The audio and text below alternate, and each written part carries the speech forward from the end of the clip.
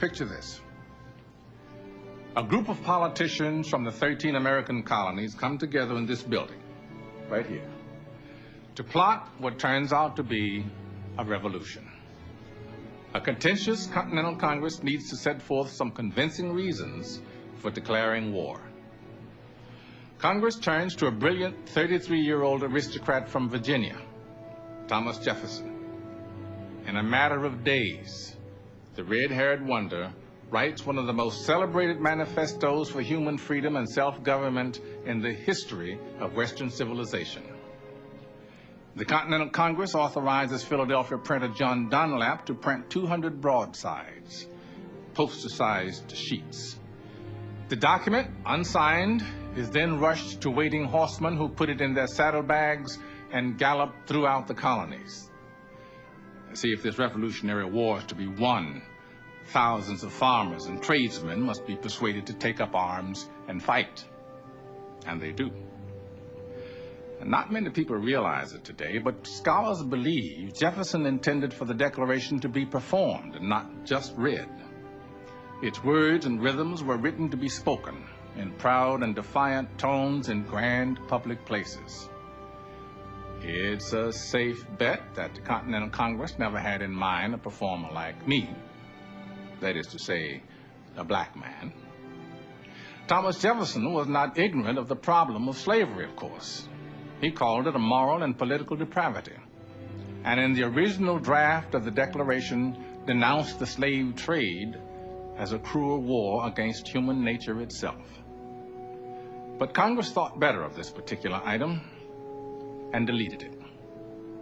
In fact, there was no mention of slavery or black people, or of women, for that matter, in this preeminent statement on the equal rights of man. So it makes you wonder, how could a man who himself held slaves write with such incredible passion and eloquence about human liberation and the promise of a democratic republic? Why, some may ask, do I bring up such embarrassing truths on this glorious occasion?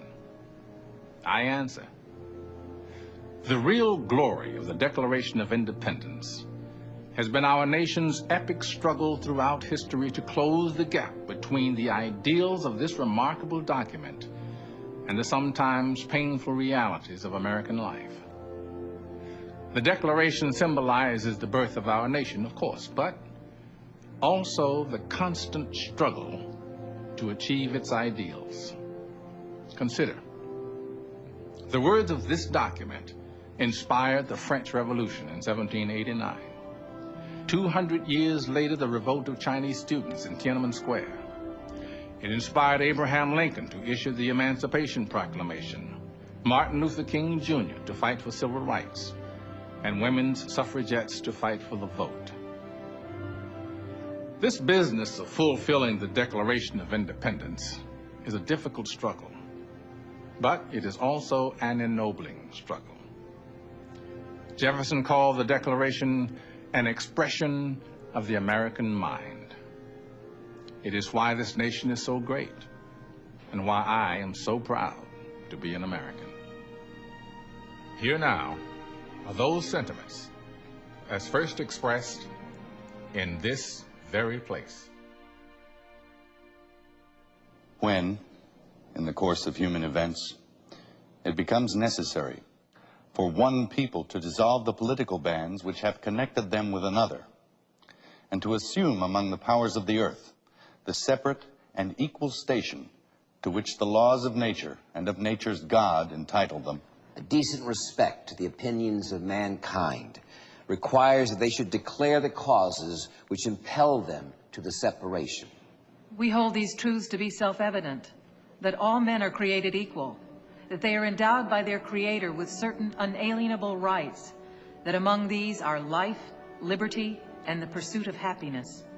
That to secure these rights, governments are instituted among men, deriving their just powers from the consent of the governed.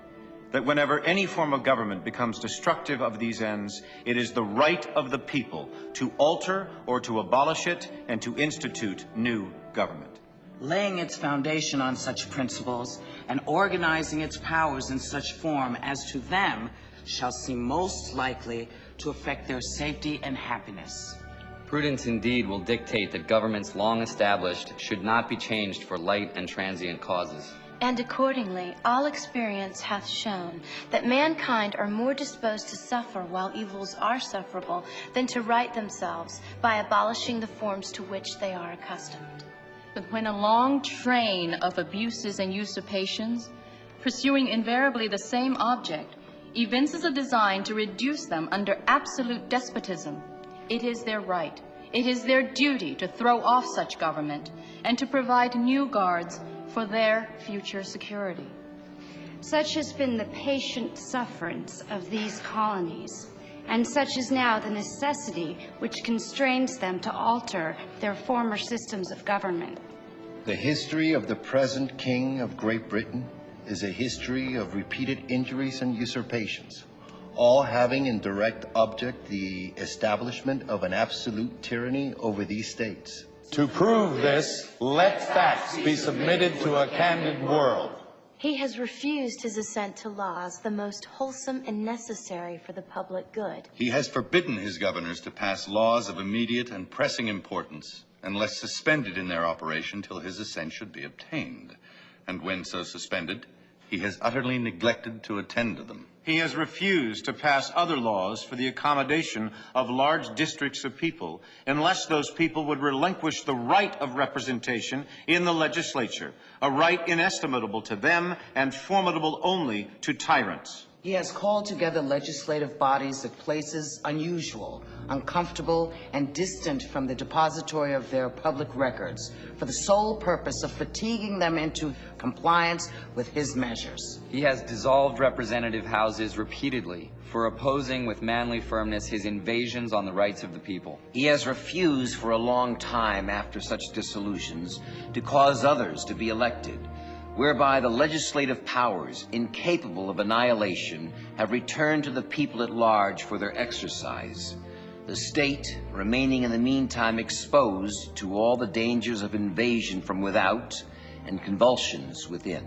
He has endeavored to prevent the population of these states, for that purpose obstructing the laws for naturalization of foreigners, refusing to pass others to encourage their migrations hither, and raising the conditions of new appropriations of lands. He has obstructed the administration of justice by refusing his assent to laws for establishing judiciary powers. He has made judges dependent on his will alone for the tenure of their offices and the amount and payment of their salaries. He has erected a multitude of new offices and sent hither swarms of officers to harass our people and eat out their substance. He has kept among us in times of peace standing armies without the consent of our legislatures. He has affected to render the military independent of and superior to the civil power. He has combined with others to subject us to a jurisdiction foreign to our Constitution and unacknowledged by our laws, giving his assent to their acts of pretended legislation. For quartering large bodies of armed troops among us. For protecting them by a mock trial from punishment for any murders which they should commit on the inhabitants of these states. For cutting off our trade with all parts of the world, for imposing taxes on us without our consent. For depriving us in many cases of the benefits of trial by jury, for transporting us beyond seas to be tried for pretended offenses, for abolishing the free system of English laws in a neighboring province, establishing therein an arbitrary government, and enlarging its boundaries so as to render it at once an example and fit instrument for introducing the same absolute rule into these colonies. For taking away our charters, abolishing our most valuable laws, and altering fundamentally the forms of our governments. For suspending our own legislatures and declaring themselves invested with power to legislate for us in all cases whatsoever. He has abdicated government here by declaring us out of his protection and waging war against us. He has plundered our seas, ravaged our coasts, burnt our towns, and destroyed the lives of our people. He is, at this time, transporting large armies of foreign mercenaries to complete the works of death, desolation, and tyranny, already begun with circumstances of cruelty and perfidy, scarcely paralleled in the most barbarous ages, and totally unworthy of the head of a civilized nation. He has constrained our fellow citizens taken captive on the high seas to bear arms against their country, to become the executioners of their friends and brethren, or to fall themselves by their hands. He has excited domestic insurrections amongst us, and has endeavored to bring on the inhabitants of our frontiers, the merciless Indian savages whose known rule of warfare is an undistinguished destruction of all ages, sexes, and conditions. In every stage of these oppressions, we have petitioned for redress in the most humble terms. Our repeated petitions have been answered only by repeated injury. A prince whose character is thus marked by every act which may define a tyrant is unfit to be the ruler of a free people. Nor have we been wanting in attentions to our British brethren. We have warned them from time to time of attempts by their legislature to extend an unwarrantable jurisdiction over us. We have reminded them of the circumstances of our immigration and settlement here. We have appealed to their native justice and magnanimity. And we have conjured them by the ties of our common kindred to disavow these usurpations which would inevitably interrupt our connections and correspondence. They, too, have been deaf to the voice of justice and of consanguinity.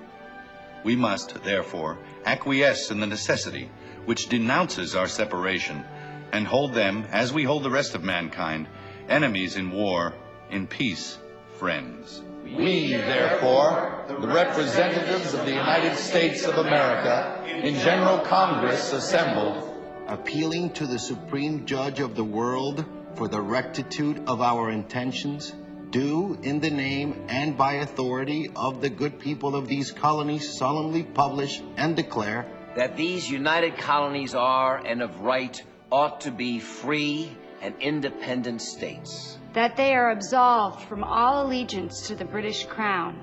And that all political connection between them and the state of Great Britain is and ought to be totally dissolved. And that as free and independent states, they have full power to levy war, conclude peace, contract alliances, establish commerce, and to do all other acts and things which independent states may of right do. And for the support of this declaration, with a firm reliance on the protection of divine providence, we mutually pledge to each other our lives, our fortunes, and our sacred honor.